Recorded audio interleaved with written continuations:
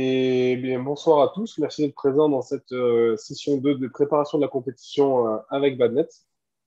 Donc, comme à l'accoutumée, je vais partager mon écran pour vous permettre de suivre mes manipulations et les différentes étapes de ce webinaire.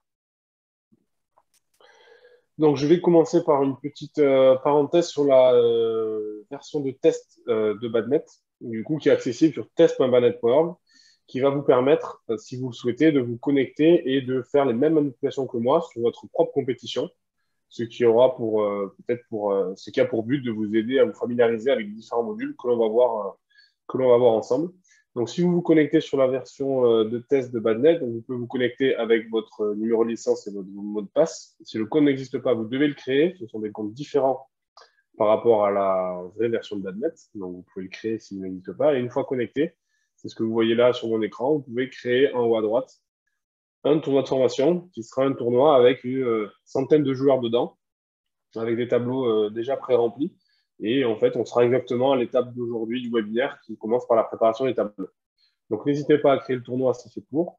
Et ensuite, les manipulations que l'on va faire, à les faire sur votre compétition pour créer les tableaux, mettre en place votre échéancier, etc. Donc, sur test.badnet.org, c'est l'interface violette et vous pouvez faire tout ce que vous voulez, ce n'est pas le vrai Badnet. Voilà pour la petite introduction sur l'interface de test. Et maintenant, on va passer dans le vif du sujet, le webinaire du jour, donc la préparation à la compétition. Donc aujourd'hui, on va aborder 5 modules essentiels de la gestion de compétition avec Badnet. Tout d'abord, on va voir les tableaux. Donc on se place juste après les inscriptions, c'est le sujet du webinaire dernier. On a récupéré toutes les inscriptions et on va commencer à gérer les tableaux. Une fois que les tableaux seront faits, on va passer à l'échéancier. Donc comment mettre en place mon échéancier multisalle, multijour, etc. Ensuite, on va simuler un envoi de convocation à tous les joueurs et au club. Et ensuite, on va s'attarder sur deux petits modules qui permettent d'aller un petit peu plus loin dans la préparation de la compétition avec un module de mailing pour envoyer des mails aux participants et la toolbox qui est une boîte à outils qui regroupe tout un tas de petites fonctionnalités qui peuvent être intéressantes pour connaître un petit peu les tableaux que l'on veut faire en fonction du nombre de joueurs que l'on a, analyser un petit peu les matchs une fois qu'ils sont faits, etc. Donc, on va faire une première approche de cette toolbox qui est nécessaire qui peut être utile pour toute la compétition, que ce soit le début ou la fin ou le déroulement, etc. Donc, on va commencer avec les tableaux. Donc, comme je le disais, on se place juste après l'inscription. Donc là, il faut se mettre en tête par rapport au webinaire précédent que l'on a créé, par exemple, 5 tableaux, simple homme, simple dame, double dame, double mixte. Tous les joueurs se sont inscrits dans les tableaux dans lesquels ils veulent participer. Donc, j'ai peut-être 50 joueurs en simple, 40 joueurs en double, etc. Et à ce moment-là, je veux faire mes tableaux. Donc, je vais faire ma série 1 de simple, ma série 2 de simple, etc. Donc, voilà où est-ce que l'on se positionne. Donc, sur mon tournoi de formation, je vais dans le module tableau à gauche et j'ai mes 5 tableaux qui sont créés. Et je vois que j'ai 50 joueurs en simple, 6 joueurs en simple homme, 6 joueurs en simple dame, 5 joueurs en double homme, 4 joueurs en double dame, etc. Si je clique sur une série, donc là je suis dans les tableaux, si je clique sur une série sur un tableau, je peux accéder aux participants du tableau. Donc là on retrouve l'ensemble des participants dans mon tableau qui sont inscrits. Donc là en l'occurrence j'ai mes 50 joueurs. Et ensuite, j'ai différents onglets pour pouvoir paramétrer la structure de mon tableau. Donc, si je veux des poules, un tableau final, des qualifications, etc. Le placement, c'est pour le tirage au sort. Et ensuite, je peux visualiser les matchs de mon tableau. Donc, l'idée, ça va être de pouvoir déjà découper ma série de simple homme en plusieurs séries.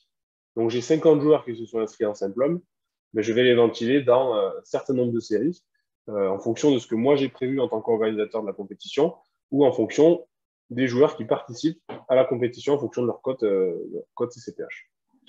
Donc pour ça, je vais cliquer sur le bouton Action en haut à droite et je vais utiliser le module qu'on appelle Création guidée qui va permettre justement en quelques clics d'exploser cette liste de 50 joueurs en différents tableaux en fonction de ce que je souhaite faire. Donc là, j'ai cliqué. Ça m'a automatiquement sélectionné le tableau de simple homme, mais je peux aussi faire la même chose sur n'importe quel autre tableau présent sur ma compétition. J'ai une courbe qui s'affiche avec tous les joueurs qui sont inscrits du meilleur au moins bon. Donc là, le meilleur, il a 2000 points. Le moins bon, il a 0 points, ça va passer. Et là, l'idée, ça va être sur la courbe, vous voyez, au fur et à mesure que je passe ma souris sur la courbe, je suis en train de sélectionner le dernier joueur de ma série 1. C'est le nombre qui bouge à cet endroit-là, si vous regardez pendant que je bouge la série. Et ici aussi, pour être une petite aide plus précise. Là, je suis à 5 joueurs, 6 joueurs, etc. Quand je vais cliquer, ça va mettre en surbrillance tous ces joueurs. Et ça va les positionner, pour l'instant virtuellement, tant qu'on n'a pas enregistré, dans la série sur laquelle je suis en train de travailler, en l'occurrence la série 1.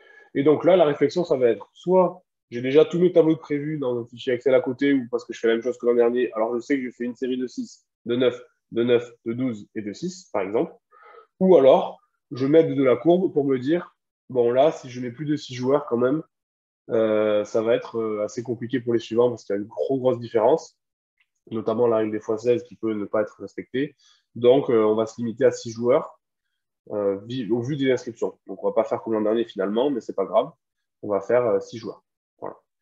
Là, donc là, j'ai cliqué. Ça a mis en surbrillance en rouge les 6 joueurs qui sont dans ma série 1. La série 1 vient d'être mise à jour. Elle est cochée. Et on a vu que le dernier joueur, il a 357 points,29. Et là, je suis en train de faire le même travail pour la série suivante. Donc là, je suis sur la série 2. Même la série 2, au vu des points qu'ils ont, 349. Là, on est déjà à 82. Ça va faire peut-être une trop grosse différence. Donc, pareil, on va mettre 6 joueurs. Comme ça, il n'y a pas beaucoup d'écart entre les joueurs. Donc là, c'est totalement mon avis qui est en place. Mais vous pouvez bien évidemment faire ce que vous souhaitez faire. Là, on peut faire une poule unique, par exemple, pour la troisième série. Ce sera un bon exemple. Et ensuite, c'est des séries qui sont assez homogènes. Donc là, on va pouvoir mettre 12 joueurs. Et 12 joueurs également sur la suivante. Et puis les autres, on va voir juste après pourquoi. On va dire que c'est ma liste d'attente. Je ne peux pas faire plus de 5 séries, c'était ce qui était prévu. Donc, c'est ceux qui seront en liste d'attente. Et je vais enregistrer. Donc là, j'enregistre. Donc là, ça va créer mes 5 séries. Et dans chaque série, il y a les joueurs que j'ai sélectionnés sur la courbe. Je clique sur enregistrer. C'est en train de répartir les joueurs dans les différentes séries. Et là, quand je reviens sur mes tableaux, donc j'ai toujours ma série Simple Oui, depuis laquelle les joueurs ont été piochés. Et il en reste d'ailleurs 9, c'est ceux que je n'ai pas sélectionnés dans ma courbe. Et je retrouve mes 5 séries que j'ai créées, ici, avec 6 joueurs sur 6, 6 joueurs dans la série, 6 joueurs, 5 joueurs, 12 joueurs, 12 joueurs. Et si je clique sur la série, bien évidemment, j'ai les participants qui sont présents. Et je retrouve donc du coup des séries un peu plus cohérentes par rapport à une série de 50 joueurs avec des warnings en rouge partout, etc. Donc voilà pour comment faire une fois que vous avez réceptionné toutes vos inscriptions, que les inscriptions sont closes, que vous avez bien évidemment mis à jour les CCPH. Ça, pour rappel, vous pouvez mettre à jour vos CCPH depuis le module inscription, action, mise à jour du CCPH. Important de le faire avant de faire vos tableaux, bien évidemment. Et là, vous allez utiliser la création guidée pour séparer vos séries en différentes séries en fonction de ce que vous avez choisi. Donc là, l'idée, ça serait théoriquement de le faire pour chacune des séries. On ne va pas le faire pour toutes les séries parce qu'il déjà, il n'y a pas assez de joueurs et le but n'est pas de faire un tableau avec un échéancier immense aujourd'hui. Au niveau de mon interface de tableau, donc ici, on a vu comment on pouvait dispatcher mes tableaux en différentes séries. Il y a pas mal d'informations qui sont disponibles à l'écran. En partant de gauche, ici, c'est le petit panneau attention qui veut dire la structure du tableau n'a pas été choisie. Donc le tableau, il n'est pas prêt. S'il y avait un warning ici, c'est la structure, elle est choisie. Donc on a dit que ça allait être par exemple des poules plus du chaos. Par contre, le tirage au sort n'a pas été fait, donc le tableau n'est pas prêt. Et enfin, en vert, ça veut dire que tout est bon, le tirage au sort est fait, donc le tableau, depuis ce module-là, a priori, vous n'avez plus rien à faire sur ce tableau. Donc, il y a d'autres boutons d'action. Donc là, il y a plein d'informations qui s'affichent à l'écran. Je ne vais pas les détailler toutes puisqu'elles sont quand même globalement assez claires. À droite, on a 3 boutons d'action. Un pour supprimer le tableau. Une pour faire un tirage au sort rapide. Ça évite de rentrer dans la structure du tableau. Donc là, c'est un petit bouton rapide. On verra après comment faire un tirage au sort, mais ce n'est pas nécessaire de passer obligatoirement par ce petit bouton. Et enfin, le petit cadenas ici qui permet de fermer l'inscription au tableau. Ça, c'est dans le cas où j'ai fait mes tableaux. Les inscriptions sont censées être terminées, mais il me reste une place en série 1 parce que j'ai 5 joueurs, il m'en faut 6. Donc dans ce cas, je vais fermer tous les autres tableaux. Hop, ce qui va permettre de garder certains tableaux ouverts. Ou à l'inverse, si les inscriptions sont encore ouvertes, par contre, j'ai trop de joueurs de simple, donc je ferme le tableau de simple Comme ça, je suis sûr qu'il n'y a plus de joueurs qui s'inscrivent en simple ou dans la série concernée et s'inscriront ailleurs. Ça permet vraiment de faire, d'un point de vue complètement précis, une ouverture-fermeture de tableau. Donc, j'ai une question. Si le rapport de x16 est respecté entre le plus fort et le plus faible d'une série? La réponse est oui. Ça se voit à plusieurs endroits. Ça se voit au niveau de la cote min et max. Si elle est affichée en rouge, il y a une petite pop-up qui s'affiche avec l'explication complète de la règle. Très important, et je vais le rajouter parce que je pensais l'avoir fait, mais je vais le rajouter dans cette pop-up. Ceci n'est pas bloquant. C'est-à-dire que si vous considérez que le message qu'affiche Badnet est faussé, ça peut être le cas notamment s'il y a un poussin dans la série, sachant qu'on n'a pas le classement d'un poussin, il est considéré comme non classé. Ce n'est pas bloquant. Vous pouvez quand même valider votre tableau, vous pouvez quand même réaliser les matchs. Ça ne pose aucun souci. Badnet propose juste un warning pour dire attention, un joueur n'a pas laissé CPH pour participer à ce tableau. Et si on clique, on retrouve l'information ici sur le joueur, avec le joueur concerné par ce CCPH. Donc là, c'est Alba Camille. Bien évidemment, c'est Alba Camille ou c'est Bertondi là. Hein. C'est en fonction de si on voit par le haut ou par le bas. Donc là, en l'occurrence, nous, on voit par le bas. Le moins bon joueur est censé descendre de série. Et en l'occurrence, Alba Camille a plus de 16 fois l'écart. Donc voilà pour la règle des x16. Il y avait une question, tant que j'y suis, de Régis pour la liste d'attente juste entre la série 1 et série 2 afin de pallier un forfait plutôt que de mettre les joueurs les plus faibles en liste d'attente. Alors oui, effectivement, tout à l'heure, j'ai mis les joueurs les plus faibles en liste d'attente. Effectivement, ça s'était sous-entendu, mais la liste d'attente est déjà faite. Donc ça tombe bien, on va refaire cette création guidée en mettant en place une liste d'attente juste avant de la faire. Donc là, je vais vous montrer. J'ai fait ma séparation de joueurs en série. Manque de peau, ça ne me va pas finalement. Là, j'ai fait 6, 6, 5, 12, 12. Bah, ça ne passe pas dans mon échéancier. Je ne suis pas super content de ce que j'ai fait. Je veux le refaire. Comment faire? Alors là, c'est super simple. Il suffit de supprimer les tableaux. Supprimer les tableaux via la petite poubelle qui est à droite. La pop-up s'ouvre et ça va demander dans quel tableau, pardon, on va mettre tous les joueurs du tableau qu'on est en train de supprimer. Donc là, on peut choisir un tableau de simple. Bon, en l'occurrence, on va tout remettre dans le simple mouille et on va refaire la création guidée. Donc ça, c'est super important de passer par là, puisque ça va permettre de faire 10, 15, 20 fois cette création guidée sans perdre aucune information sur les joueurs. Donc là, je suis en train de le faire sur toutes mes séries. Hop, et là, vous voyez ici, le compteur, il se met à jour au fur et à mesure. Hop, 38 sur 50, et là, il a manque 12 joueurs. Et là, c'est bon. Là, on est comme au début du webinaire. On a notre tableau et je peux refaire une répartition différente. Donc, bien noter que tout ce qui est fait dans Badnet peut être modifié, refait, défait, sans perdre d'informations. On reclique sur le tableau. Avant de gérer la liste d'attente, je vais montrer quelque chose qu'il ne faut surtout pas faire. C'est comment ajouter manuellement ou enlever manuellement un joueur dans un tableau. Donc, c'est dans le bouton Action en haut à droite. Si je veux ajouter des participants, je clique dessus. Donc ça, on va dire que c'est pas très grave, on peut le faire. Ça permet de piocher dans d'autres tableaux un joueur et de le mettre dedans. Donc ça, il faut le faire si vous voulez ajouter un joueur à la main. Par contre, la partie enlever des participants, et j'insiste parce que ça arrive régulièrement qu'on a des tickets qui s'ouvrent, enlever des participants, ça va enlever le tableau de simple du joueur. Donc là, si j'enregistre, Coural Guillaume, sur sa fiche, il ne fera plus de simple. Donc si j'enlève tous les participants d'un tableau, ça veut dire qu'ils auront nom au tableau de simple de chacune de leurs fiches d'inscription. Donc je ne dis pas qu'il ne faut pas le faire, je dis qu'il faut bien faire attention. Il y a des warnings qui sont affichés pour bien le mettre en avant. Si vous enlevez un joueur d'un tableau via cette manipulation-là, il n'y aura pas de trace au niveau de sa fiche, comme quoi il veut faire du simple. Vous avez dit, il ne veut plus faire de simple. Voilà, donc on a mis bien des warnings pour l'afficher, mais là, du coup, j'ai enlevé Coral Guillaume, il n'est plus en simple, il ne fait plus de simple. Si je vais sur sa fiche, hop, il est non en simple, donc voilà. C'est une information qui peut vous paraître anodine, mais qui est importante, puisque ça arrive que des personnes enlèvent tous les joueurs d'un tableau via cette manipulation-là, plutôt que de les rebasculer dans d'autres tableaux, et du coup, ils perdent des informations. Donc, on en était sur notre tableau de 50 joueurs, et à notre liste d'attente. Donc, comment la liste d'attente est gérée par Badnet? La liste d'attente est gérée par Badnet grâce au statut à droite que vous avez dans la colonne statut, qui peut prendre 3 positions, M, R ou Q. M, la personne est dans le tableau principal. R, la personne est en réserve, c'est en liste d'attente. Q, la personne est dans le tableau qualificatif. Aujourd'hui, on va s'intéresser simplement au statut M et R. Comment une personne peut être mise en statut R? Première réponse, elle peut être en statut R automatiquement si, lorsqu'elle s'inscrit ou lorsqu'elle est inscrite dans le tableau, elle dépasse la capacité maximale du tableau. Par exemple, ici, dans le tableau, j'ai un nombre max de participants qui est à 50. C'est-à-dire que le prochain joueur qui s'inscrit, il sera mis sur liste d'attente. Donc, c'est à partir de ce compteur-là qu'on va pouvoir avoir des joueurs automatiquement placés en liste d'attente. Si jamais vous mettez 1000 ici, personne ne sera placé en liste d'attente, mais vous pourrez quand même, vous, à la même, positionner des joueurs en liste d'attente selon vos critères. Selon vos critères, ça se place ici. Vous pouvez, grâce aux dates présentes ici, classer les inscriptions par date d'arrivée, par date de paiement ou par point, ce qui était fait juste avant qu'on voit la notion de tri.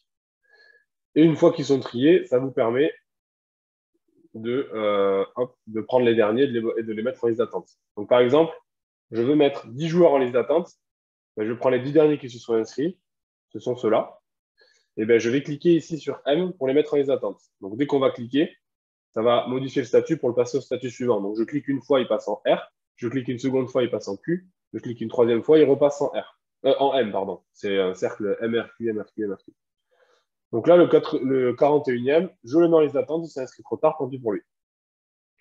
Donc là, j'ai cliqué et je retrouve du coup ici, il est en position R2, il est sur liste d'attente. Voilà. Et donc, je vais continuer mon tri, sachant que les joueurs sont triés par date et par statut. Donc, le statut M ici prévaut sur les dates, pour pas que les remplaçants se retrouvent mêlés aux autres. Sinon, au niveau du comptage, on s'en sortirait pas. Donc là, hop, je mets à jour les listes d'attente. Donc là, comme ça, je peux mettre à jour ma liste d'attente. Et du coup, je les classe par ordre d'arrivée. J'en ai une liste d'attente de 5 personnes ici. Donc, ils sont sur les attentes. Et quand je vais faire ma création guidée, maintenant, donc depuis le module de tableau action, création guidée, on voit qu'à la fin, ici, j'ai des joueurs donc, qui ont plus de CCPH, donc qui devraient théoriquement être dans la courbe, mais qui ne le sont pas. Pourquoi? Parce qu'ils sont sur les attentes. Donc, on peut toujours les sélectionner si on le souhaite, mais on peut aussi les ignorer. C'est ce qu'on va faire actuellement pour qu'ils ne soient pas intégrés au tableau. Donc là, on va le refaire. Cette fois, on voit que je peux prendre 6 joueurs qui ne sont pas les mêmes 6 que tout à l'heure. Donc cette fois, on va faire 6, 9, 6. Alors, on va refaire 5 pour avoir une poule unique. 6, et on peut faire 12. Hop. On enregistre. Donc là, il restera tous ces joueurs-là sur les attentes. Bon, là, si je veux être vraiment... allez, on va vraiment faire en sorte que je prenne tous les joueurs et ceux qui sont sur les attentes restent dans les attentes. Donc là, j'enregistre. J'aurai 6 séries cette fois. J'enregistre. On a bien mes 6 séries qui sont créées cette fois-ci, avec des joueurs dedans. Ah, là, je me suis trompé. Non, j'ai 7 joueurs. Il en manque un. J'en ai pris un en moins. Et donc là, j'ai bien ma série de simple homme oui avec les 5 joueurs qui restaient sur les attentes. Hop. Et j'ai bien mes 6 séries qui sont créées avec les joueurs dedans. Donc là, il y a plusieurs possibilités. Soit je laisse les personnes d'attente dans la série simple homme oui, avec leurs positions qui leur sont propres. C'est un choix. Soit je ventile mes joueurs directement dans les tableaux dans lesquels ils pourraient prétendre et en mettant en place une liste d'attente par série. Parce que du coup, typiquement, Quentin qui a 300 points, si j'ai un forfait dans la série 6 qui ont entre 1 et 3 points de moyenne, ben, je ne pourrais pas l'intégrer. Donc s'il était R1, ben, ça ne veut pas dire qu'il serait R1 parce que je ne l'intégrerai pas. Ça dépend bien évidemment du juge arbitre et de ce que vous souhaitez faire, mais ça peut être très lourd à gérer que de devoir intégrer à tout prix un non classé alors que c'est un N1 qui sort. Donc là, c'est vous qui voyez. Mais vous pouvez donc très bien, je vais aller dans la série 1, je vais aller ajouter les participants. Et donc là, je vais piocher. Donc là, j'ai ma série 1. J'ai tous les participants qui sont déjà dedans. Ils sont cochés actuellement. Et j'ai tous ceux qui n'y sont pas, qui ne sont pas cochés. Donc là, typiquement, ce joueur-là, visiblement, il a assez de points pour aller dans la série 1. Donc je le prends. Et après, à moi de voir où je m'arrête. Lui aussi, 330. Et là, à droite, bien évidemment, j'ai l'information de sa série et de sa position en liste d'attente. Donc ça m'évite de prendre des joueurs qui ne sont pas en liste d'attente. Donc là, typiquement, j'ai pris le simple homme mouillé R3 et je prends le simple homme mouillé R2 qui est aussi en liste d'attente et qui serait le meilleur de la série 2 si on faisait rentrer en série 2, mais qui a beaucoup plus de points. Donc ça, c'est mes réflexions en interne, chacun a les siennes. Et j'enregistre. J'enregistre et donc sur ma série 1, j'ai bien mes 2 joueurs qui sont en position liste d'attente et je peux renuméroter ma liste d'attente. Je vais le mettre en position 1, je mets à jour toute la liste d'attente, j'enregistre et comme ça, ben, Quentin Valérian sait qu'il sera en liste d'attente en position 1 et Quentin Duquesne en position 2 et il verra qu'il est en liste d'attente sur une série et non pas dans toutes les séries confondues.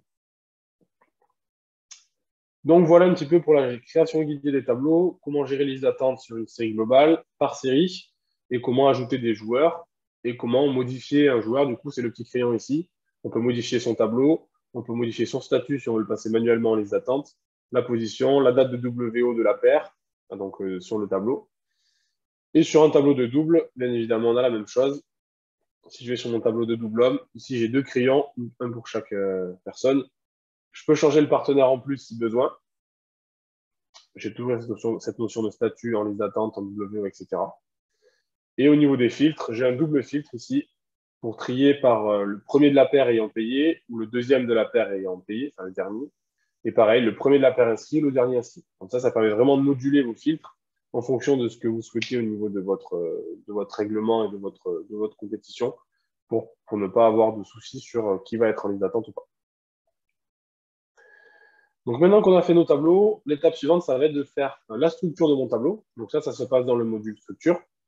Ici, on va pouvoir choisir, est-ce que je fais pool plus KO, pool plus pool. Donc là, au niveau des formats, ils sont quand même assez explicites.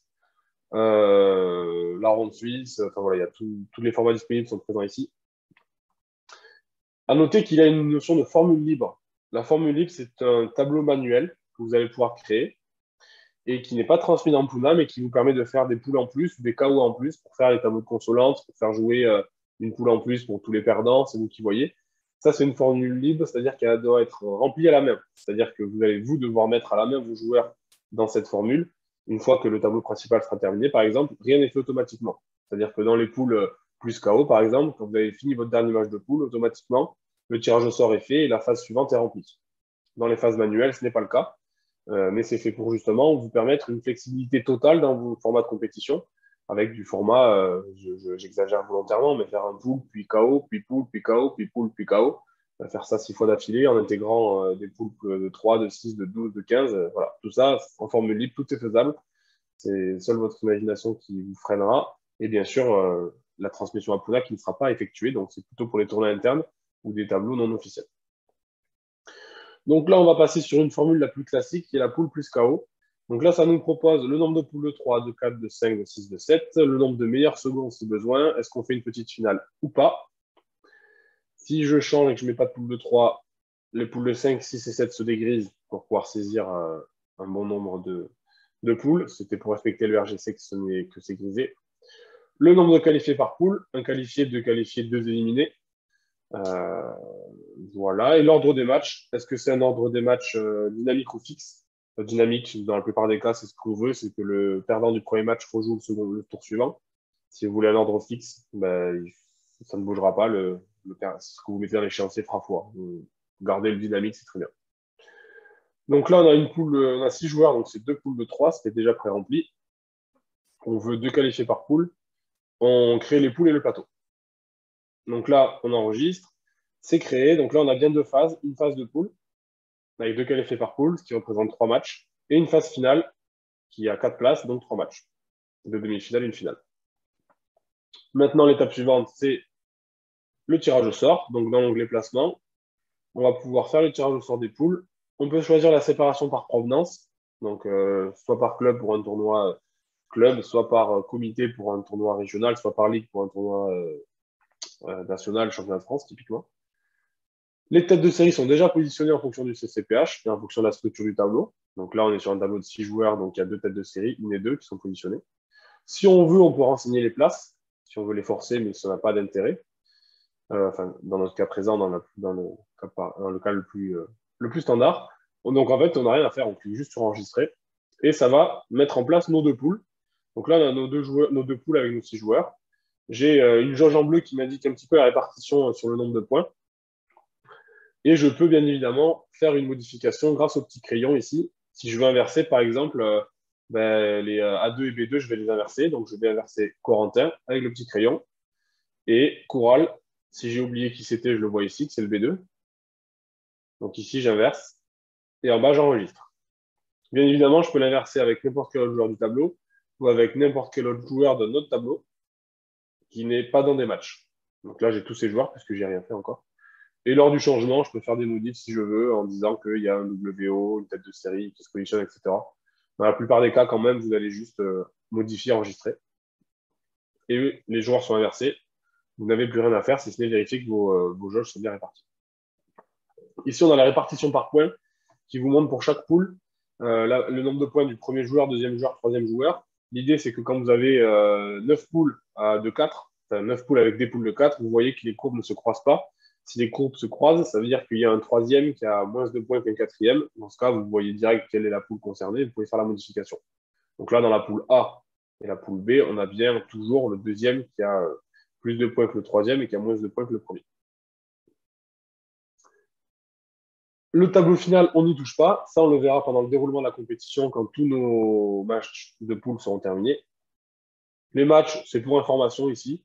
On voit le premier match, le match suivant, donc c'est le perdant contre le premier de poule, etc. Et l'historique ici. L'historique, c'est simplement pour vous permettre de vérifier tout ce qui a été fait dans votre tableau. Donc, quand est-ce qu'on a ajouté des joueurs, quelle formule on a choisi, quel tirage au sort on a fait. Depuis le tirage au sort, qu'est-ce qui s'est passé. Ça permet surtout de répondre aux personnes, aux joueurs qui vont râler et dire que c'est truqué, etc., etc., alors que ça n'est pas du tout. Ben, vous pouvez, preuve à l'appui, vérifier qu'il n'y a pas de souci, que le tableau est bien intègre et revenir et donc ça, c'est la première chose. Et deuxième chose, c'est aussi revenir en arrière. Ah oui, j'ai fait des modifs, je ne me souviens plus lesquels. Je reviens dans l'historique. Bon, il n'y a pas de bouton pour annuler automatiquement, mais là, on sait qu'il faudrait inverser Coural par Alvarez pour revenir à ce qui était originellement. Donc voilà un petit peu pour la partie historique d'un tableau. Donc là, maintenant que j'ai fait ça, eh bien, je vais faire ça pour toutes mes séries. Donc là, ma série 2, ben, j'ai 9 joueurs. Donc dans la structure, on va faire aussi une poule plus KO. On a dit de qualifiés par poule. J'enregistre, donc là, c'est rapide, mais c'est volontaire. Hein. Tirage au sort, séparation par club, j'enregistre. Mes poules sont faites. Ici, on visualise mieux les courbes qui sont toujours bonnes. Donc, j'ai rien à faire. Hop, série 3, structure. Ah, donc là, c'est intéressant. J'ai 5 joueurs. Donc, poule plus KO, ça va être compliqué. On va faire une poule unique de 5. Donc là, je choisis la structure poule unique.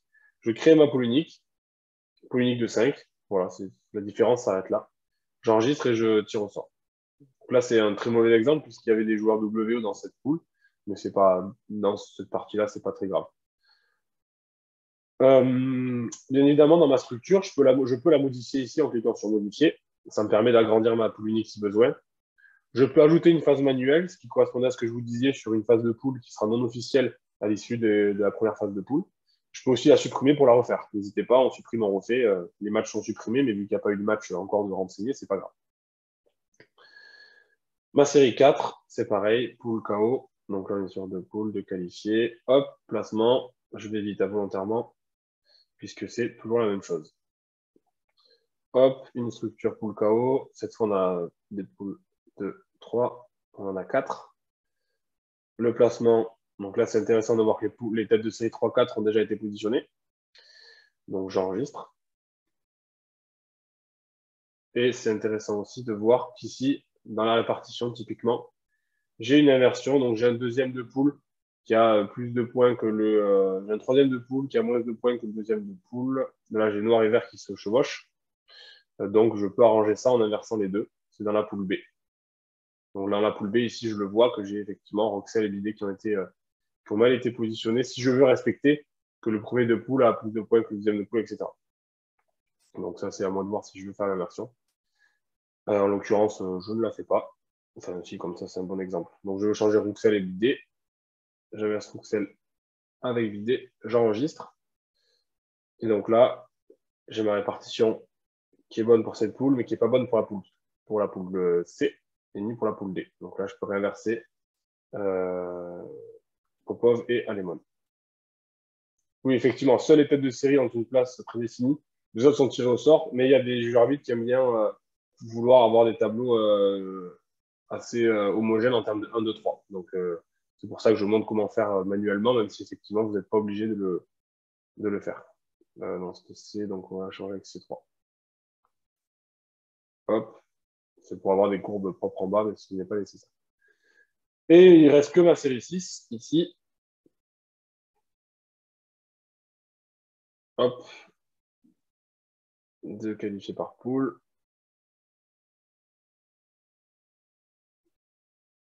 Placement. On tire au sort. Donc j'ai une poule de 4 et une poule de 3 parce que j'avais 7 joueurs. On va toujours déqualifier. Et ça part de là.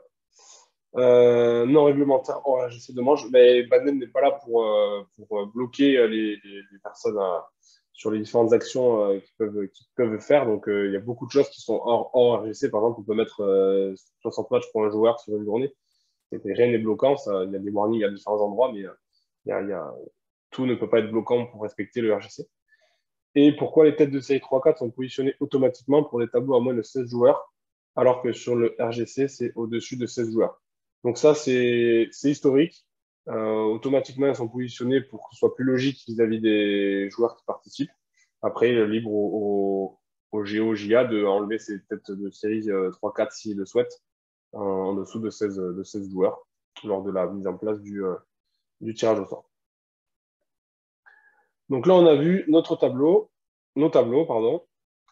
Et donc, on va passer à la seconde étape. On a 6 tableaux simples à positionner dans l'échéancier. Donc, on va passer à la partie 2, mise en place de mon échéancier. Donc ça se passe naturellement dans le module échéancier. Donc là, dans le module échéancier, il se passe en 3 étapes qui sont importantes. La première étape, ça va être la configuration de mon échéancier. Donc là, typiquement, je n'ai pas de salle dans mon échéancier, donc il faut que j'en ajoute. Donc pour cela, je vais dans l'onglet salles. Ça va me proposer les salles qui sont disponibles sur mon compte club, mon compte organisateur de la compétition. Et je vais pouvoir les ajouter en choisissant la salle dans laquelle je joue. Donc là, on va ajouter volontairement 2 salles pour être multisalles. Donc là, j'ai 2 salles. Je peux choisir pour quel jour va être actif ma salle. Par exemple, le gymnase municipal, je vais l'avoir que le 17 et pas le 16. Pourquoi pas. Et je vais dire si j'ai ma buvette ou mon cordage. Ça, c'est pour avoir une information sur la fiche publique de la compétition dans Badnet. Donc là, si les joueurs vont se connecter sur la fiche de Badnet public, ils vont voir qu'il n'y a pas de buvette le samedi, enfin le 16, il y en a une le 17. Bon, c'est informatique. Je reviens dans mon échéancier. Donc là, j'ai des salles et des couleurs qui sont apparues. Donc là, j'ai ma salle du dimanche au gymnase municipal et j'ai mon samedi au Palais des Sports en rouge et mon dimanche au Palais des Sports en rouge. Donc là, on est toujours dans l'étape de configuration. On va pouvoir configurer pour chaque salle, chaque jour, à quelle heure ça commence, à quelle heure ça termine, combien de terrains j'utilise, combien de temps va durer un créneau, comment va être ma numérotation. Donc là, c'est par défaut déjà fait. Et quelle va être la couleur de ma salle. Donc là, je vais dire que le dimanche, eh ben, je vais finir à 17h. J'aurai 7 terrains et je vais avoir des tours de 33 minutes. Donc là, au fur et à mesure que je tape des informations, vous voyez à droite ici le nombre de matchs potentiels qui se met à jour. Donc là, avec cette configuration de salle, j'ai 112 matchs possibles. Le samedi, avec 5 terrains et de durée de 35 minutes, de 8h à 19h, j'ai 95 matchs possibles. Et le dimanche, hop, à 17h, par contre, j'aurai que 4 terrains parce que la moitié de la salle est enlevée, ça me fait 72 matchs possibles. Voilà pour la partie configuration. Donc là, ça me fait un total de 286 matchs dans mon week-end. La configuration est terminée. Maintenant, je passe à l'étape suivante qui va être positionner mes séries complètes dans les jours et dans les salles. Donc pour ça, je vais ici cliquer sur la salle sur laquelle je souhaite travailler. Donc là, je vais prendre le samedi en rouge foncé. Et je vais y mettre les matchs, les tours de mes séries. Donc là, je suis en train de dire le tour 1 de ma simple homme série 5 se jouera le samedi dans la salle rouge foncé, donc au Palais des Sports. Je fais pareil pour mon tour 2. Donc là, ça va permettre une flexibilité pour faire vraiment ce qu'on veut, à savoir des phases de poule le samedi, par exemple, et les finales le dimanche, comme je suis en train de le faire là actuellement. Pour la série 2 de simple, le samedi, en rouge foncé, on a les matchs de poule et les sorties de poule se font le dimanche dans la salle. Donc là, je peux faire ce que je veux. Je peux même changer de gymnase en cours de journée. Par exemple, là, le dimanche, on va jouer les premiers tours et ensuite, on va jouer dans l'autre salle, les finales. Et au fur et à mesure que je clique, ça met à jour ici le compteur pour être sûr qu'on ne dépasse pas. Pour nous informer si on se rapproche ou si on dépasse du nombre de matchs maximum que l'on peut théoriquement placer dans la salle. Donc là, c'est pareil, c'est à titre informatif. On peut bien évidemment dépasser. Ça s'affiche en orange et c'est un warning. Mais après, c'est à vous de voir si vous prenez le risque de faire rentrer ou si ça dépasse de un match, c'est pas dramatique. Des petites astuces ici, si je clique en bout de ligne, ça va m'ajouter tous les matchs de la série. Ça évite de cliquer sur 75 une par une.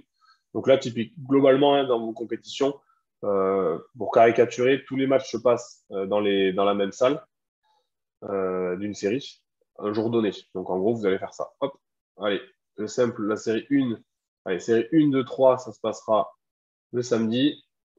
Et 1, 2 et 3, ça se passera le samedi. Et bon, j'ai inversé, mais vous avez compris l'idée. Et les autres matchs se passeront hop, le dimanche. Voilà, comme ça, c'est un échéancier classique. On met les séries complètes, mais sachez que vous pouvez positionner pour chaque tour dans telle salle les informations. Donc là, j'ai bien juste dit qui va se jouer où. J'ai pas du tout dit quand est-ce que ça allait se jouer. Hein. Ça, c'est l'étape suivante. J'ai juste ventilé mes séries dans mes différentes salles. Donc là, bon, pour ce webinaire, je vais tous les mettre dans la même salle hein, pour avoir un échéancier un peu plus conséquent. Mais voilà, vous avez compris l'idée. Et pensez bien, très important, à verrouiller l'échéancier une fois que votre répartition est prête. Avec ce petit bouton cadenas ici, je le verrouille. L'échéancier est verrouillé. Ici, si je clique, il ne se passe plus rien. C'est très important parce que là, vous l'avez vu, c'est quand je clique que les tours sont placés ou pas dans l'échéancier, dans les salles. Et si jamais vous venez ensuite faire une petite vérification pour vérifier votre tour, quand est-ce qu'il se joue, etc., si vous cliquez ici malencontreusement, vous ou quelqu'un d'autre qui a accès à l'échéancier, eh bien, vous allez pouvoir malencontreusement enlever les matchs de la salle. Et ça, du coup, si vous ne le voyez pas, vous avez un tour en moins, il n'est plus dans l'échéancier, ça peut être problématique le jour J. Donc, pensez bien à verrouiller votre échéancier une fois qu'il est terminé. Ça évite les erreurs de manipulation et ça vous permet en toute sérénité de toucher à votre échéancier. Bien sûr, vous pouvez le déverrouiller si vous avez une modification à faire. Petite astuce, si vous voulez ordonner vos séries ici dans un ordre bien précis, vous pouvez le faire. Ça permet aussi, quand vous avez des échéanciers par salle, d'avoir les mêmes couleurs bien réparties. Pour ça, je clique et je glisse ici ma ligne pour la changer de place. Donc là, ça permet, si vous avez un échéancier, vous voyez qu'il y a des couleurs partout, c'est pas propre, ben vous répartissez par salle, comme ça vous avez un truc clair et précis par salle. Donc voilà pour la petite astuce. Et maintenant, dernière étape, on va cliquer sur Détail pour faire mon échéancier. Donc là, Détail, on vient de rentrer dans une salle pour un jour donné, donc le gymnase municipal pour le 17 juillet. Cette manipulation-là, je vais devoir la faire pour chaque terrain, pour chaque salle, pardon, de mon échéancier. Donc là, dans ce tournoi-là, je vais devoir la faire 3 fois. À gauche, j'ai tous mes tours à placer. Donc c'est les tours qui ne sont pas dans l'échéancier, c'est ce que je vous disais, on n'a pas du tout fait notre échéancier encore. Et à droite, c'est mon échéancier qui commence à 8 heures, qui a des tours de 33 minutes et qui termine bon, après 17 heures parce que sinon ça serait bloquant, mais en gros à 17 heures. Voilà. Et donc là, c'est très simple, vous allez cliquer à gauche sur le tour que vous allez placer dans l'échéancier. Donc là, je choisis de placer ma série 1 et vous le cliquez à droite pour le positionner dans l'échéancier. Donc là, ça va positionner tous les matchs du tour sélectionné dans l'échéancier à l'heure souhaitée. Et donc là, hop, je continue avec la série suivante. Donc je clique à droite, je clique à gauche, je clique à droite et j'enchaîne. Ici, on a l'information sur le tour qu'on est en train de placer.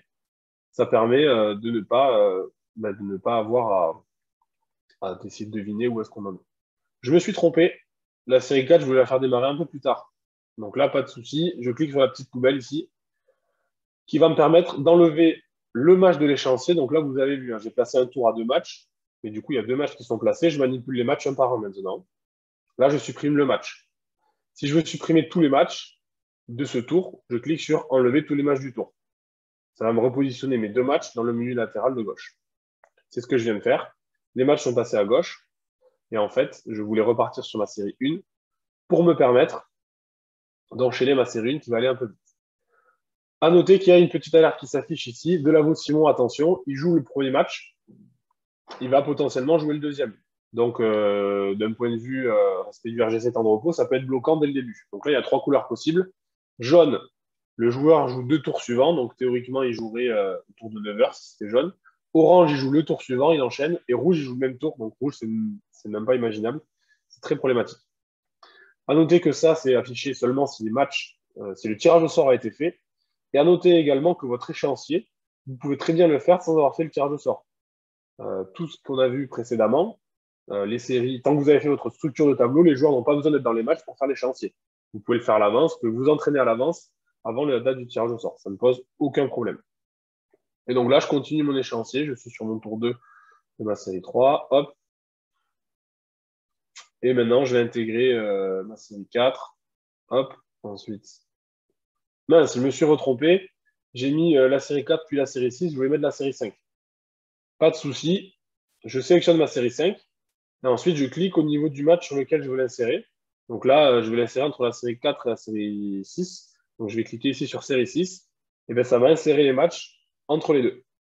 Bon, ben c'est nickel, c'est ce que je voulais. Finalement, c'est pas ce que je voulais, je me suis encore trompé. Je reclique sur enlever les matchs, j'enlève tous les matchs du tour, j'enlève aussi les pauses. Comme ça, hop, ça s'est remis comme avant. Si j'avais pas enlevé les pauses, il y aurait eu un gros trou entre les deux. Ici, c'est pas grave, c'est vous qui voyez ce que vous voulez faire. Je peux ensuite enlever les pauses sans souci. Donc là, je supprime ma pause. Hop, ça remet tout en... Donc voilà un petit peu comment manipuler mon échéancier pour avoir un petit peu un effet un petit peu assez dynamique sur l'échéancier pour ajouter, enlever, supprimer, modifier. Vous pouvez inverser aussi deux matchs. Par exemple, là, je veux inverser ces deux matchs. Donc là, comment est-ce que j'ai fait pour surligner ce match? J'ai appuyé sur ma touche Alt ou Option en même temps que j'ai cliqué sur le match à inverser. Et là, je vais choisir le match avec lequel je veux inverser. Donc, je vais inverser avec celui-ci. Ça permet d'inverser deux matchs. C'est un petit raccourci, il est expliqué ici. Qui permet d'inverser deux matchs facilement. Sinon, la manipulation, on va dire, longue à faire, ça aurait été de supprimer le match. Hop, supprimer l'autre match. Et ensuite, les remettre à la main aux bons endroits. Ici, lui, il était ici, et lui, il était là. Bon, en soi, les deux sont faisables, mais vous gagnez du temps avec la petite touche Alt pour inverser les deux. Donc là, on était sur ma série 5. Bon, voilà, là, je pense que j'ai montré tous les échéanciers. On va aller jusqu'au final. Hop. N'hésitez pas si vous avez des questions sur la partie échéancier pour qu'on s'attarde dessus. Hop. Peut-on inverser tous les matchs d'un tour, poule C, puis B, puis A? Peut-on inverser tous les matchs d'un tour? Donc là, par exemple, ça voudrait dire sur ma poule, sur ma série 5, on peut inverser poule A, B, C, D. Non, il faut inverser à la main. Si je veux inverser tous les matchs, là, commencer par la poule D, par exemple, ben, je le fais comme ça, j'inverse à la main. Tac. Hop, et là, j'ai D, C, D, A. Je suis pas sûr que c'était ça la question, mais on peut le faire. Il n'y a pas de fonction de création d'échéancier automatique. Si elle existe, dans Action ici, proposer un échéancier, ça propose un échéancier automatique. Alors bien évidemment, cet échéancier automatique, il est fait sous certains critères informatiques.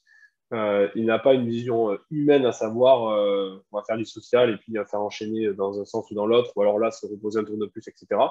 Donc, ça propose un échéancier que vous pouvez modifier à votre convenance ou garder tel quel. Là, on peut le faire. En général, ça marche bien quand il y a 5 séries. Là, il y en a 6, on va voir. Enfin, quand je dis ça marche bien, ça marche dans tous les cas, mais des fois, c'est plus pertinent que d'autres. Donc là, l'échéancier, il n'a pas fait un échéancier par demi-journée, il a fait un échéancier toutes les séries les unes à la suite des autres. Donc en soi, pardon, je vais un peu vite. On commence par la série 1, puis 2, puis 3, puis 4, puis 5, puis 6. On continue avec la série 1, 2, 3, 4, 5, 6, etc. On met une petite pause pour éviter de faire enchaîner la série 1 en rouge, qui risque d'enchaîner trop vite sinon. Pareil pour les quarts de finale. Le tableau vert, c'est comme série 4, il finit un peu plus tôt puisqu'il y a moins de matchs. Toujours des pauses pour les demi-finales, la finale, etc. Voilà. Donc, il y a un échéancier automatique. Je ne garantis pas qu'il va correspondre à 100% à chaque fois à ce que vous souhaitez faire, mais il peut donner un bon indicateur sur est-ce que c'est déjà jouable. Là, typiquement, j'ai largement le temps de terminer pour 17 heures, hein, ce que j'avais dit. Voilà un petit peu pour le topo. Et bien évidemment, là, je peux tout modifier. Hein, si je veux inverser deux matchs, je peux le faire. Si je veux supprimer et positionner ailleurs, je peux le faire. Il n'y a pas de souci. Si vous souhaitez accélérer la compétition à partir des quarts de finale, on peut le faire. C'est le petit crayon qu'il y a ici. Je modifie. À partir d'ici, on va mettre 45 minutes de durée. Je propage au créneau suivant. Ça permet de faire pareil sur tous les créneaux. Sinon, c'est que ce créneau. On modifie. Et donc là, c'est affiché en rouge par contre, parce que ça vous indique qu'il y a une différence de temps de créneau. Et donc là, jusqu'à la fin, on prend des créneaux de 45 minutes. Donc là, typiquement, on finit plus tard. On finit à 16h30 au lieu de 15h45 tout à l'heure, je crois. Et maintenant, ici en haut à droite, on peut cliquer sur impression échéancier. Il se génère. Et donc là, j'ai mon échéancier, nickel, avec ici un tour de 45 minutes et avant des tours de 33 minutes. Voilà, mon échéancier, il est propre, il est prêt à être imprimé et affiché, ou pas, puisqu'on le verra dès la semaine prochaine qu'il n'est plus nécessaire d'imprimer, enfin pas la semaine prochaine, le prochain webinaire, qu'il n'est plus nécessaire d'imprimer les échéanciers, les tableaux, etc. Puisque cela n'est pas éco-responsable, alors qu'on peut mettre en place les QR codes via la toolbox, qu'on verra d'ailleurs tout à l'heure un petit peu. Donc voilà pour le module échéancier. Cette manipulation-là, on peut la faire pour tous les tableaux, pour toutes les salles, pour toutes les journées. On revient ici. Pour finir, on voit ici qu'il y a des couleurs qui sont apparues. Donc, c'est là où c'est intéressant de trier par salle pour avoir la salle visible d'un coup d'œil. Et donc là, d'un coup d'œil, je peux voir est-ce que mes joueurs vont attendre ou pas. Si tout est en vert, a priori, votre échéancier est nickel. Les joueurs n'attendront pas entre plus de 1 et 2 heures entre deux matchs, entre deux tours. Donc ça, c'est pas mal. Si c'est jaune, c'est un peu rapide. Il y a moins de 1 heure entre deux tours. Pour les demi-finales, à la fin, c'est pas très grave. Si c'est orange, ça peut devenir compliqué. Il y a entre 2 et 3 heures entre deux tours. C'est le cas ici. Entre le tour 3 de la Simple Série 5, 11h18, il se passe près de 3 heures, puisque les quarts sont à 13h33. Donc là, c'est une information, toujours pareil. C'est vous qui voyez ce que vous souhaitez faire. Moi, je conseille en général d'éviter au maximum le orange et d'éviter à tout prix le rouge. Parce que s'il y a du rouge, ça veut dire qu'il attend plus de 3 heures. C'est-à-dire que votre échéancier, honnêtement, soit il y a trop de matchs, soit il faut revoir la répartition des séries. Mais dans tous les cas, 3 heures d'attente, c'est là que vous avez ensuite des mauvais retours. Et ce n'est pas le but, forcément, d'avoir des mauvais retours. Donc là, l'idée, c'est un petit contrôle pour visualiser un petit peu quelle série je pourrais améliorer, est-ce que mon échéancier est bon ou pas. Bien évidemment, là, c'est tout pourri, ça ne me plaît pas. Je reviens en détail. Je peux imprimer mon échéancier pour garder une trace, mais je peux surtout le remettre à zéro. Action RZ échéancier. Je supprime tout, hop, et on recommence. Voilà. Donc là, c'est comme les tableaux, vous pouvez faire ça à l'infini. Il n'y a pas de souci. Donc là, quand même, nous, on va essayer d'avoir un échéancier pour pouvoir faire le module suivant qui sont les convocations. S'il n'y a pas de questions sur le module, plus de questions sur la partie échéancier, on va s'attarder sur le dernier module essentiel de ce webinaire, les convocations. Donc là, c'est dans le module convocation, donc c'est le suivant. Il est composé d'une partie réglage qui permet de configurer qui va être convoqué quand. Donc, est-ce qu'ils sont convoqués à l'heure de match ou à l'heure de début du tableau?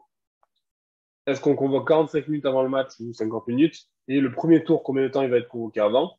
Donc là, en l'occurrence, on va dire qu'on va prendre début de tableau au niveau de l'heure de quand est-ce qu'ils sont convoqués. Non, pardon, je me trompe, on va prendre heure du match. Donc début de tableau, ça serait que tout le monde est convoqué au premier match du tableau, qui soit.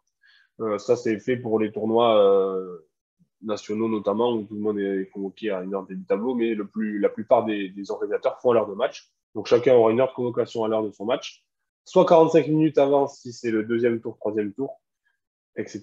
Soit 30 minutes avant si c'est le premier tour. Comme ça évite que ceux qui sont convoqués à 8h arrivent à 7h15 et attendent 15 minutes devant la salle que tout le monde soit prêt. Ils arrivent à 7h30, ils jouent à 8h, c'est nickel. Ensuite, on a 3 textes de convocation ici qui sont pré-remplis et proposés par Badnet, que vous pouvez bien évidemment modifier à votre convenance avec vos propres informations. Un texte pour les clubs, un texte pour les joueurs et un texte pour le PDF qui sera disponible sur la partie publique de Badnet. Le texte prédéfini, je ne vais pas vous le lire en détail, c'est vous qui voyez, on insère des données comme les gymnases, etc. en fonction de ce qui est configuré dans votre compétition. La seule chose importante, c'est la notion de balise. Là, dans le texte, vous voyez qu'il y a des balises ici qui vont être remplacées lors de l'envoi par les informations personnalisées des clubs ou des joueurs qui vont recevoir le mail de convocation. Donc là, en l'occurrence, convocation ici avec un S, ça sera remplacé par les convocations du joueur, tableau et sa convocation. Donc laissez bien ces valises. Si vous ne les mettez pas, eh bien, ils auront le texte, mais ils n'auront pas les heures de convocation. Et vous pouvez décider de rajouter le solde. Donc là, on est sur un club du club. Le solde détaillé du club avec chaque joueur s'il a payé ou pas. Ça permet de personnaliser les mails et de faire passer toutes les informations que vous souhaitez. Pour un joueur, on retrouve le détail des tableaux. On peut décider de lui mettre son partenaire ou pas. On peut décider d'afficher la convocation de simple, de double ou de mixte, ou pas, parce que si vous êtes en train de double et mixte, vous n'êtes pas obligé de mettre la balise de simple, bien évidemment. Une fois que la partie réglage est prête, on peut passer à l'envoi. Donc là, l'envoi, c'est très très simple. On va l'envoyer au club. On a les mails des clubs qui sont renseignés. On peut en renseigner à la main si on veut, s'ils ne sont pas renseignés. Et en bas, on envoie. Pour les joueurs, c'est pareil, sauf que cette fois, c'est par série. Donc là, typiquement, on ne va pas envoyer la série oui, puisque c'est mes séries d'attente, par exemple. Enfin, de toute façon, ils n'ont pas de match, donc ils n'auront pas de convocation. Donc un peu, ça n'a pas de sens, mais c'est pour vous montrer qu'on peut décocher certaines séries. Et on peut envoyer aux joueurs. À noter que la partie joueur, c'est intéressant. Je modifie certains matchs de la série 1. J'inverse deux joueurs, il y a un joueur qui rentre parce qu'il y avait un forfait, etc. Je n'envoie les convocations qu'à la série 1. Ça ne sert à rien d'envoyer à tout le monde. Parce que les gens ensuite vous posent des questions. Ah, j'ai rien reçu les heures de convocation, sauf qu'elles n'ont pas bougé, pourquoi, etc. Donc, on peut notifier que certaines séries. À noter aussi que certains organisateurs décident de ne pas envoyer les convocations. Certains organisateurs décident aussi de les envoyer, mais les joueurs ou les clubs ne les reçoivent pas. Ça, c'est normal. Il faut savoir qu'un mail, ça a une empreinte carbone et qu'on essaie d'éviter au maximum l'empreinte de l'utilisation de Badnet sur la planète, à commencer par l'envoi de mails. Badnet envoie plus de 100 000 mails par mois et il n'y en a pas plus de 70% qui sont ouverts. C'est-à-dire que l'énergie dépensée pour envoyer les mails et les transférer de serveur à serveur pour qu'ils soient bien reçus et pas ouverts, ça prend de l'énergie, ça consomme, c'est pas éco-responsable. Donc, certaines personnes dans leur compte ont pu cocher la case « Je ne souhaite pas recevoir de convocation par mail ». Dans ce cas, si la personne ou le club a coché cette case, il n'y a pas de convocation qui sera envoyée et c'est tout à fait normal. Ça ne sert à rien de venir voir le support pour demander pourquoi il n'a pas reçu, s'il n'a pas voulu recevoir. C'est normal. Donc, bien demander au joueur de vérifier ses réglages de convocation s'il dit qu'il ne l'a pas reçu. Et si vous allez sur la fiche de joueur, hop, et qu'on voit ici que dans communication, il n'a pas reçu les convocations, c'est normal. Il ne les a pas reçues puisqu'il ne souhaitait pas les recevoir. Donc voilà pour la partie convocation. Et donc à noter, honnêtement, aujourd'hui, les joueurs peuvent consulter leur convocation sur leur compte Badnet, sur la fiche publique de Badnet, sur IBAD, sur le compte d'IBAD d'un autre joueur quand il va voir les participants. Donc l'envoi de convocation par mail, c'est normal qu'elle soit de moins en moins utilisée puisque aujourd'hui, les joueurs ont des outils pour aller voir d'eux-mêmes les convocations de façon autonome, sans avoir l'organisateur qui les renvoie. Et ça permet surtout d'avoir toujours les convocations les plus fraîches, entre guillemets, alors que le joueur qui a reçu le premier mail, qui n'a pas ouvert le deuxième, il va rester sur sa première convoque sans vérifier sur les outils mis à disposition. Il va vérifier, mais ça ne colle pas avec les mails. Bref, vous voyez un petit peu le serpent qui se mord la queue. L'information la plus directe, de toute façon, c'est celle qui est disponible en temps réel, et ça, on ne l'aura pas par mail, on l'aura que sur Badnet ou sur eBay. Voilà pour les convocations et l'envoi. Bien évidemment, vous pouvez tester l'envoi de convocation en simulant pour un club ce qu'il va recevoir et pour un joueur ce qu'il va recevoir aussi. Vous recevez le mail de convocation sur votre adresse mail. Vous pouvez voir que les balises ont bien été remplacées, que le texte est bien mis en page et ça vous permet de valider, de finaliser l'envoi ensuite si vous souhaitez envoyer les convocations. Voilà pour les convocations. Est-ce qu'il y a besoin de s'attarder un peu plus sur ce module convocation ou est-ce que c'était clair?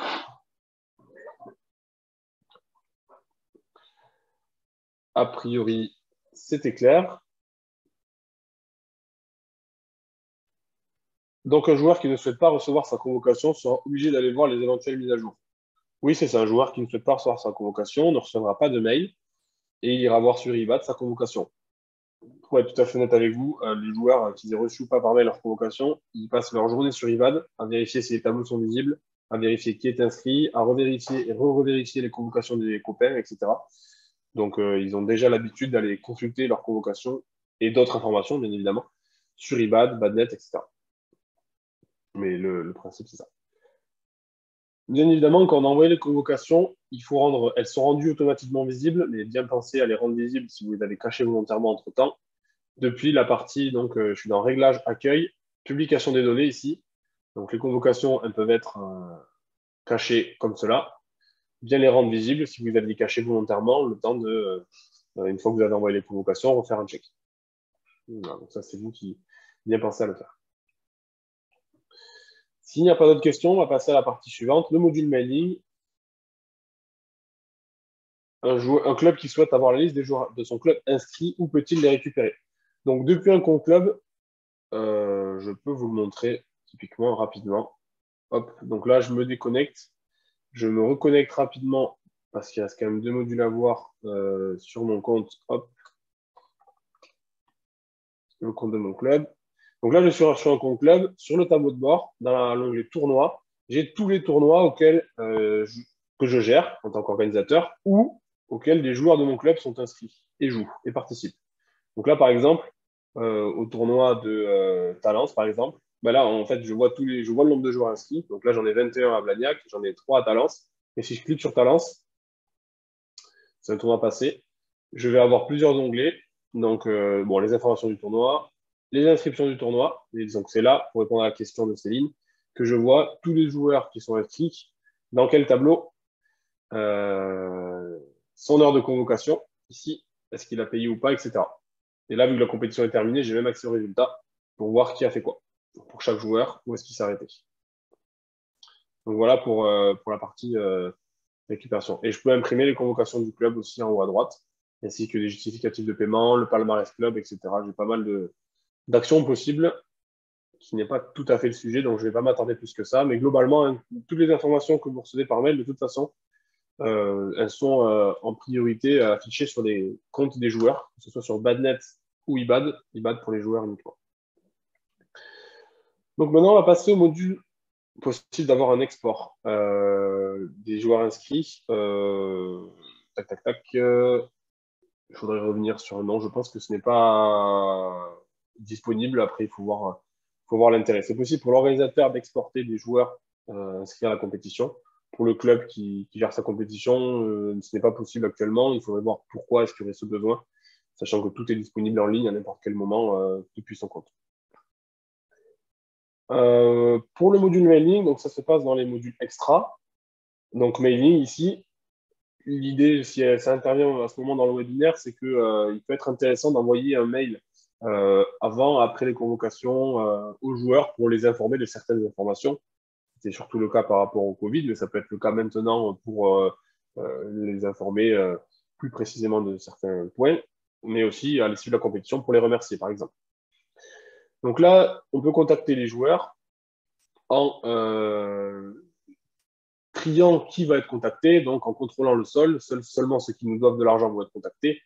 Seuls ceux qui ont des matchs, sur les attentes, ceux qui sont bénévoles, ceux qui sont inscrits en simple, en double, en mixte, etc. Et insérer les balises dedans. Ça permet de relancer certaines personnes, d'informer certaines personnes. Pour les joueurs de simple, donc on va envoyer ce mail qu'aux joueurs de simple. Attention, il n'y a que 2 terrains de simple dans la salle, donc soyez vigilants et allez bien au terrain 3-4 pour jouer, par exemple. Je dis n'importe quoi, vous l'entendez. Voilà. Au niveau des templates, on peut préparer aussi un mail à écrire. Comme ça, on a 3-4 personnes du club qui vont aider à rédiger la newsletter qu'on va envoyer. On l'enregistre, on peut y revenir dessus quand on veut. Et quand on veut envoyer le mail, on va choisir une newsletter, ici, qui est déjà tout prêt. Tester un template, ça permet d'envoyer au nom d'un joueur le mail, le template prédéfini, et de recevoir pour voir un petit peu quelle tête il va avoir, le mail. Le mail des clubs, donc ça va permettre sur certains clubs de rajouter des adresses mail. Donc ça a été demandé parce que systématiquement, il y a des clubs qui n'ont pas encore Badnet, donc qui n'ont pas encore d'adresse mail dans le module convocation. C'est ici le cas de Bad Tennis Manilé. Donc là, ici, manuellement, on va pouvoir rajouter un mail qu'on va enregistrer, qui va être automatiquement proposé lors de l'envoi des convocations et qui va, surtout très important, être automatiquement proposé sur chacune de vos compétitions. Donc je vais la renseigner ici une seule fois. Il est enregistré pour moi, mon compte en tant que club, et pour toutes les convocations que j'ai envoyées sur les 10 prochains tournois à ce club, cette adresse mail sera renseignée. Pas besoin de la ressaisir à chaque fois, et pas besoin que lui crée son compte et le mette à jour. Donc voilà à quoi sert la partie mail des clubs de compétition, qui touche à la fois la compétition, mais vous l'aurez compris, qui est un peu plus large, et qui touche aussi toutes les futures compétitions que vous allez organiser, pour être sûr que vous avez bien les adresses mail des clubs mis à jour régulièrement, au fur et à mesure qu'ils vous répondent, ah non, elle est plus valide, mettez plutôt celle-là, etc. Et enfin, vous pouvez envoyer le palmarès ou le trophée par mail à tous les comités club ou ligue, que ce soit pour le palmarès ou le trophée, qui est un trophée, grosso modo, chaque personne qui gagne une série gagne un certain nombre de points, et ça fait des trophées club, le meilleur club qui est le mieux classé a le plus de points, etc. À noter que ça a été mis en place pour simplifier l'envoi des palmarès et trophées avant que la nouvelle version soit en place. Maintenant que la nouvelle version est en ligne, ces palmarès et trophées peuvent être téléchargés et consultés directement en ligne. Donc, ça rejoint ce que je disais tout à l'heure. N'envoyez pas forcément trop de mails avec l'envoi de mails, sachant que si c'est des mails pas ouverts, c'est pas forcément cool pour la planète. Donc, vous pouvez dire que les gens peuvent consulter le palmarès et le trophée en ligne sur la compétition sans aucun problème. Voilà pour le module mailing qui était assez rapide. Et je vais passer au module Toolbox. Il nous reste 25 minutes. Le module Toolbox, il se trouve dans Extra Toolbox. Et donc là, c'est tout un tas de petits modules que je vais passer assez rapidement et qui permettent de vous aider un petit peu dans la mise en place de votre compétition. Donc là, ça touche un petit peu à tous les moments. Ça peut toucher la partie tableau, inscription, échéancier, déroulement, etc. Le premier, c'est la simulation de tableau. Donc le casse-tête, c'est toujours de savoir si j'ai 9 paires dans mon tableau et que je fais poule plus KO avec des poules de 3 et un seul qualifié par poule. Combien il y a de matchs? Eh ben, j'ai 11 matchs. Voilà. Si jamais je passe à 12 paires, ça me fait 15 matchs. Ça permet d'avoir un petit delta plus-moins en fonction d'eux. Donc là, ça vous permet, quand vous faites vos tableaux sur crayon papier avant de les mettre sur Badnet, de rapidement voir en fonction de vos joueurs combien ça représente de matchs pour optimiser toujours pareil le rendement en fonction du combien je peux prendre de paires, combien ça représente de matchs. Et du coup, surtout, si j'ai 11 paires, on voit que ça peut exploser le nombre de matchs, donc 17 matchs, alors qu'avec 12 paires, je peux m'en sortir avec 15 matchs, donc j'économise 2 matchs. Enfin, voilà, c'est un petit peu le tableau qui fait des calculs un petit peu pour vous, éviter de les faire à la main et de tête. Impression et QR code, c'est là que vous allez retrouver toutes les impressions possibles sur la compétition, à savoir tous les QR codes, je reviendrai juste après, et toutes les impressions des tableaux, des salles et des tableaux, des aides avec marqué, par exemple là c'est point de rassemblement, hop, c'est simplement un PDF qui marque voilà, point de rassemblement, on veut l'afficher, voilà, tout ça c'est déjà fait, ça évite d'ouvrir Word un peu à l'arrache le jour de la compétition, de galérer à écrire en gros, en gras, en travers, on a juste à imprimer ça et au moins c'est fait. On peut imprimer les joueurs, les mineurs, imprimer par CCPH, imprimer le terrain. Pareil, on arrive le jour J, on a oublié d'imprimer les terrains. Pas de souci, c'est disponible dans la toolbox. Donc voilà un petit peu ce qui est possible. Et surtout, ce qui est important, j'y reviendrai la prochaine fois aussi avec le module pointage, ça peut être d'afficher un document qu'on appelle document officiel du tournoi via QR code, qui permet d'afficher tous les documents officiels qui doivent être affichés sur une compétition, mais ça évite d'imprimer 70 pages, quoi. Là, on a 2, 4, 6, 7 QR codes qui, si on les scanne avec le téléphone, redirige vers le fichier PDF officiel de la FFBAD avec le code conduite complet sur 4 ou 5 pages que les joueurs peuvent consulter. Ça permet, encore une fois, de faire gagner du temps bénévole parce que vous n'avez pas à demander à quelqu'un d'imprimer 60 fois, surtout si vous avez 2 salles, d'imprimer 2, 3, 4 fois tous les codes de conduite existants. Et ça permet de respecter, bien évidemment, le RGC, et ça permet d'avoir aussi un respect de la planète pour ne pas avoir à imprimer et avoir des panneaux d'affichage comme ça, des rouleaux de scotch en veux-tu en voilà à utiliser. Donc voilà un petit peu le pourquoi de ces QR codes, donc qui sont à la fois pour les documents officiels, mais aussi pour les tableaux. Donc là, hop, c'est pareil, mes tableaux, plutôt que de tous les imprimer, je mets les QR codes. Ces QR codes-là redirigent sur la page publique de Badnet sur le tournoi, mis à jour en temps réel en fonction des matchs qui sont faits, donc c'est encore mieux que les tableaux papier. Et ça évite du temps de bénévole au début de la compétition pour afficher les tableaux, du temps bénévole au milieu de la compétition pour mettre à jour les tableaux, et bien évidemment, ça évite d'imprimer énormément de feuilles, énormément de pages, et donc voilà. Et après, il y a pour le pointage, ça j'y reviendrai plus en détail lors du prochain webinaire, mais je vais quand même faire une petite aparté, c'est du pointage autonome, ça permet, quand les gens rentrent dans la salle, de pointer avec leur application de BigBad. Ils scannent le QR code, ils sont automatiquement pointés présents. Vous n'avez pas besoin de monopoliser quelqu'un à l'accueil pour gérer que le pointage. Il peut juste faire du social en invitant les gens à prendre connaissance du petit goûter à la buvette, etc. Et ça fait aussi gagner du matériel. Vous n'avez pas besoin d'avoir un ordinateur à l'accueil qui va pointer manuellement les joueurs, etc. Donc voilà un petit peu pour cet aparté sur les pointages. Au niveau de la toolbox, on a aussi l'affichage des écrans déportés. Donc ça sera surtout vu pendant le déroulement de la compétition, prochain webinaire. C'est les écrans prochain match, match en cours, point de rassemblement. Un petit peu tous les écrans que vous voulez afficher dans votre salle. Si vous avez plein de tableaux, plein d'écrans à mettre à disposition à la buvette, point VIP, etc. Activité joueur, ça va afficher pour chaque jour le nombre maximum de matchs que peut faire un joueur. L'objectif, bien évidemment, c'est de respecter le RGC. Donc là, typiquement, pour dimanche, ça va me dire que le joueur qui peut faire le plus de matchs, c'est Alarcon Loïc.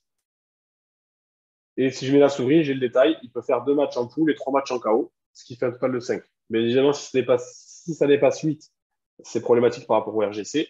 Si c'est 9, ça peut être tenté, c'est vous qui voyez, mais ça vous informe de cela. Pour ce qui est du pointage, j'ai vu récemment qu'on pouvait le faire depuis IBAN. Comment ça marche?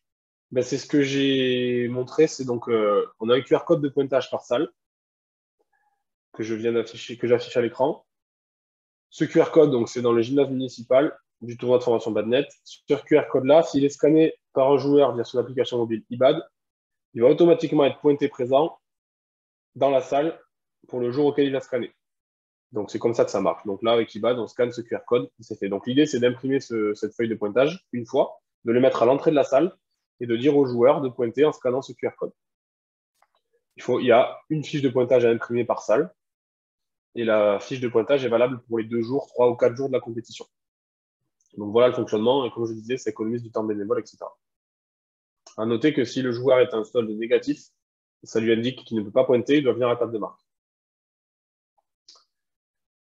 Les écrans déportés, j'en ai parlé, pardon, j'étais à l'activité joueur, donc ça c'est pour l'inscrire RGC, on l'a dit.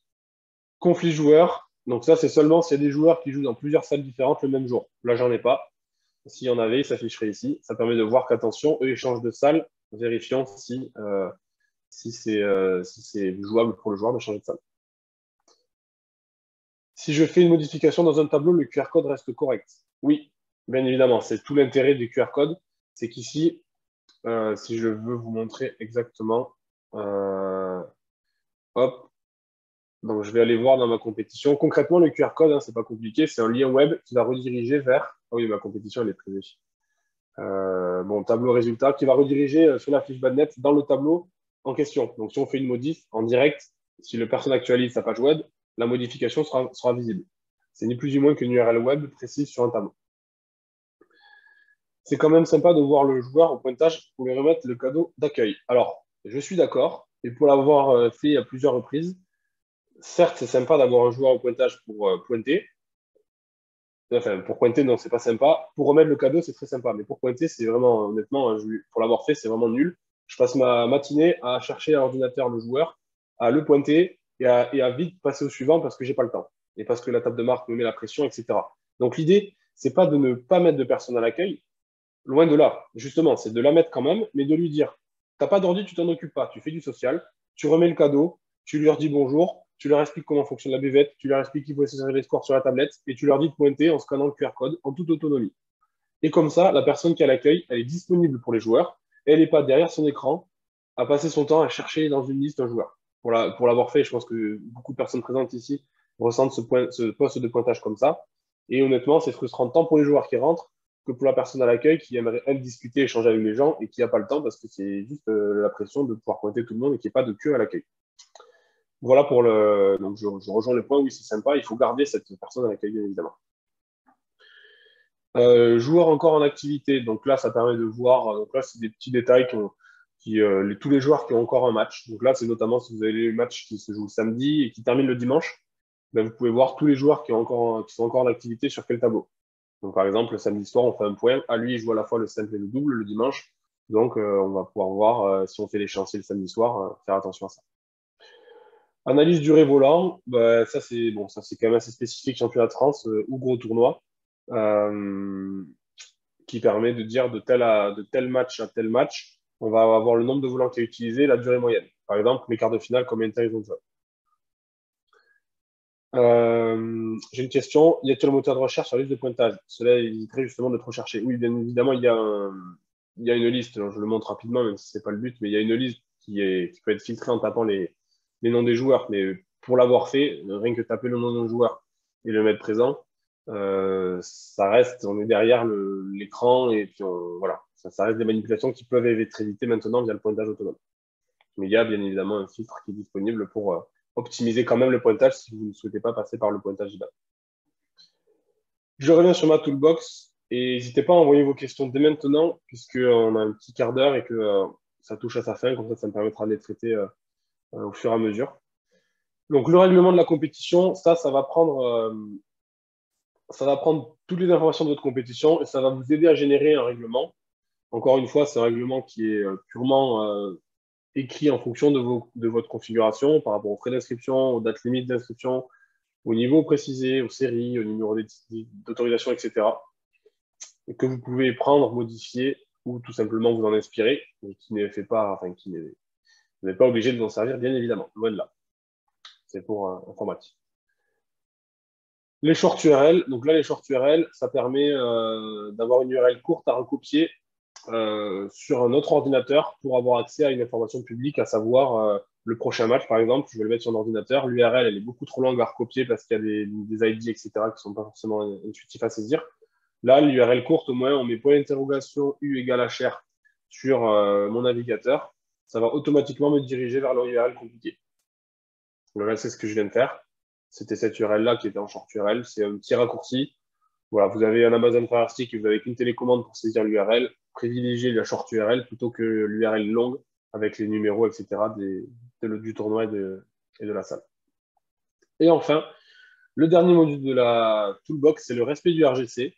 Donc là, on a pris quelques règles du RGC. Donc, c'est celles qu'on a trouvées les plus pertinentes et les plus contrôlables possibles via Badnet. Ça va vous indiquer est-ce qu'il y a des joueurs licenciés, qui ne sont pas licenciés, pardon. Est-ce qu'il y a des joueurs étrangers? Est-ce qu'il y a des joueurs carencés? Est-ce qu'il y a une règle des fois 16 qui n'est pas respectée? Structure des tableaux, respecte-t-elle le RGC avec des poules de 3 poules de 7, etc. Enfin voilà, toute une histoire des poules. Est-ce qu'il y a un nombre de matchs par un joueur qui dépasse 9 matchs par jour, 8 matchs par jour, pardon? Est-ce que les horaires sont respectés avec un début à 8h et 17h le dimanche? Et est-ce qu'il y a assez de juges arbitres par rapport au nombre de salles et de terrains par jour? Donc voilà, là on voit qu'il y a deux règles qui ne sont pas respectées. La règle des fois 16, c'est pas grave, c'est mes tableaux oui. Donc typiquement, c'est mes listes d'attente, moi de mon côté, donc c'est pas grave du tout. Les joueurs non licenciés, par contre, c'est plus problématique. Et donc je vais le dire à mon JA et faire en sorte que ce soit pris en compte et qu'on les prévienne. Donc merci pour ce webinaire, on a vu tous les points. On va passer aux questions-réponses sur les 10 minutes qui nous restent. Donc là, j'ai un affichage déporté Wi-Fi ou autre.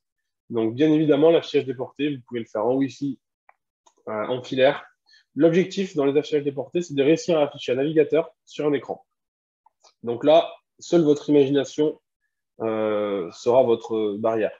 C'est-à-dire que vous allez pouvoir afficher sur une télé connectée via le navigateur de la télé, avec un Raspberry, un Chromecast Google, un Amazon Fire Stick, un ordinateur portable, avec un câble HDMI sur la télé, etc. Donc en Wi-Fi, bien évidemment, ou autre, sans souci. Pour le contenu du RP, est-ce que tu reprends les éléments obligatoires de l'annexe RGC en plus des infos de la compétition?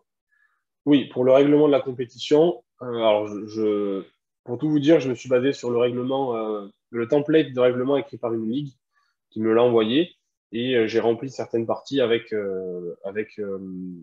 les données du tournoi et j'ai gardé les parties qu'ils avaient mises. Et donc, il y a des références au RGC et bon, voilà, je ne dis pas qu'il y a tout, mais normalement, c'est une ligue qui l'a fourni, donc voilà, la ligue s'en sert pour template pour ses compétitions. Donc, normalement, ça devrait être collé, pas mal, assez collé, par exemple. Comment désactiver la case buvette afin que les joueurs ne puissent pas être crédités? Donc ça, pour cette partie-là, ça se passe dans le module buvette. Si vous n'avez pas activé votre buvette, donc là, il est activé pour le coup. Si vous n'avez pas activé votre buvette, normalement, les joueurs ne peuvent pas créditer leur buvette depuis leur compte IBAD. Donc si c'est le cas, il faut m'envoyer la compétition pour que je désactive la buvette puisque vous ne pouvez pas le faire pour le moment. De votre côté, une fois que c'est activé, c'est activé. Voilà. Il n'y a pas d'autres questions. S'il n'y a pas d'autres questions, donc n'hésitez pas à envoyer un mail à l'adresse contact@badnet.org ou plus spécifiquement à ouvrir un ticket sur l'interface de ticket qui est disponible, que je vous montre. Elle est disponible sur la page d'accueil de Badnet, pilote.i-click.fr/badnetv5, qui nous permettra de prendre en compte vos demandes, de la transmettre à l'équipe en étant le plus précis possible sur votre compétition, les joueurs concernés, leur licence, etc. Les captures d'écran, c'est un gros plus pour pouvoir identifier le problème. Et on répondra au plus vite à votre question. N'hésitez pas non plus à aller sur notre blog, non pas pour aller sur le blog pour aller sur le blog, mais pour aller dans la partie assistance qui permet de voir toute la FAQ, les documentations, les questions. Donc, on a tous nos produits liés au badminton qui sont présents. Celui qui nous intéresse aujourd'hui, c'est Badnet. Donc, vous avez une FAQ qui est présente avec un maximum de questions et de réponses qui vous permet de trouver les réponses à vos questions avant de contacter le support ou de tout simplement vous donner des idées si jamais vous avez envie de voir un petit peu tout ce qui concerne le module échéancier pour voir s'il y a des questions que vous n'êtes peut-être pas posées mais qui sont pertinentes. Dans ce cas-là, on va cocher échéancier, on recherche. Là, en l'occurrence, il y a 8 réponses aux questions, donc ça permet de voir un petit peu s'il y en a qui correspondent à vos questions ou voilà, on peut verrouiller l'échéancier, c'est bon à savoir. Voilà, merci pour votre attention, je ne vous retiens pas plus. Et à bientôt, à très vite pour le prochain webinaire qui a lieu le 31 mai à la même heure, 19h30. Et cette fois, on va finir tous les modules essentiels de la gestion de compétition. Donc, ça va être le déroulement. Donc, déroulement de la compétition, pointage, export Puna. Et c'est à peu près tout pour ce troisième et dernier webinaire. Je te laisse la parole, Camille. Merci à tous. Bonne soirée et à très vite.